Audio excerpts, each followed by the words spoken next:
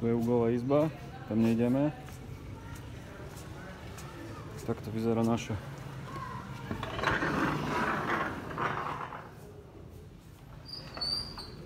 Mravce určite sú, ale je tu o mnoho čistejšie.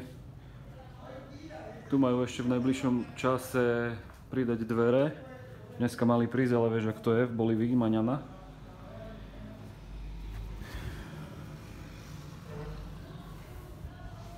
Takto vyzerá kúpeľňa. Neviem, kto je. Pravdepodobne bývame u niekoho. Tu je ohrievač. Čiže neviem ako ty, ale myslím si, že celkom dobre. Je tu teplo. To je jediný môj problém. A hlavne nie je tu ventilátor.